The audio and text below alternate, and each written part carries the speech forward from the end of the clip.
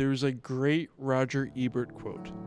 He calls movies an empathy machine, and they allow you to live vicariously in someone else's shoes. When you're at the Midtown Cinema, you're in a room with 100 other people, and when people laugh, you're feeling that. When people are shocked, you're feeling that. When people are stunned at the end of the screening and everybody walks out kind of quietly like, wow, that was intense, you have that connection with those people. I love the notion that as many different opinions as we all hold, we can sit in a room together and have a similar experience and share similar emotions without ever saying a word.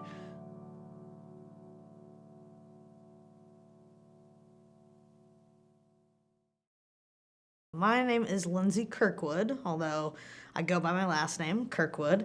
I'm the GM, general manager here at Midtown Cinema, and took over that spot in January of this year, 2026. It's our 25th anniversary. We've always been here at the same location. I think we are both a critical hub for community, but also for exploration, where we do like to put our kind of best foot forward is in independent, smaller films that you can't necessarily see anywhere else other than a smaller independent cinema. We want to champion filmmakers who have something to say and give them a platform to say it. My name is Gabriel Brown.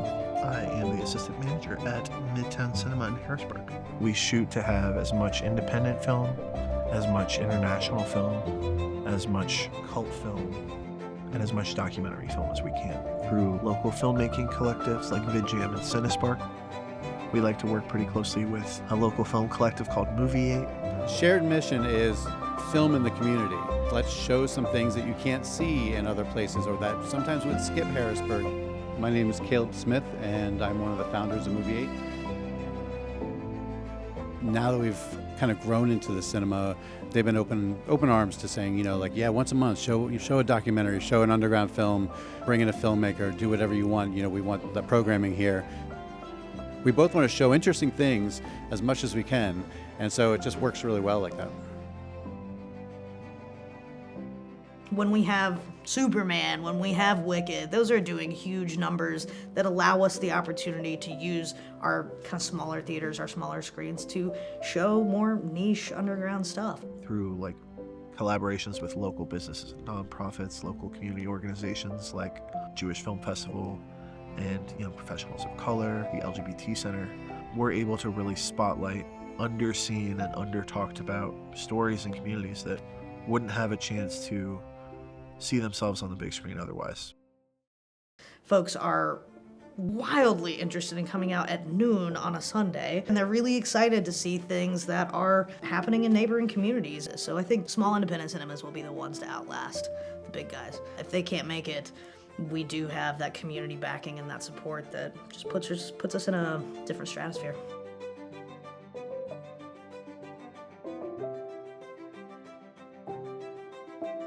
We've had a lot of places, a lot of regular venues for musicians and other artists close. I do think that was the impetus in a lot of ways for a lot of the live events that we've seen kind of grow over the last few years. I think that's been a dramatic shift in the way that Midtown Cinema really fits into the community atmosphere and has brought a lot of people who maybe aren't movie lovers or who maybe weren't movie lovers before, has brought them in our doors to have a great experience and know that this is a safe communal space for them.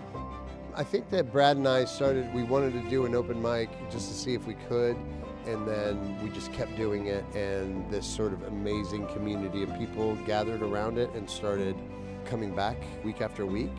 And I feel like it's a blessing to us and a blessing to the community that there's people who have an opportunity to get up and express themselves. We are trying to encourage folks of all art forms to come out and read poetry, do dance of some sort, music, everything, all of the above. We just want to make a space for folks to come out and have a good time.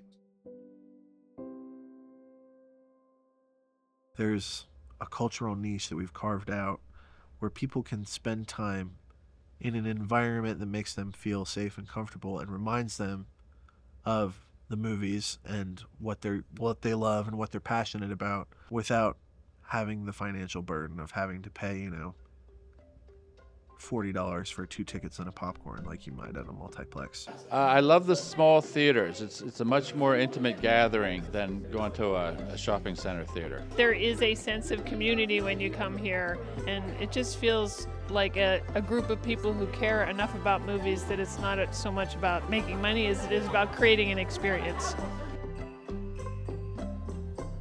We offer a membership program, programs in the lobby like open mic night and trivia, and live music that people can come to for free just to hang out here. We, in the summer, host community movie nights outside in the parking lot where we blow up a big screen and have kids come out and families come out and watch shows. And then we also get like really weird deep cut movies that not too many people know about, but everyone that comes out of them loves. I am a huge horror nerd, and they do a thing called Friday Fright Night here. Anytime that they want to like scare the crap out of somebody, I'm like, yes, I will be there.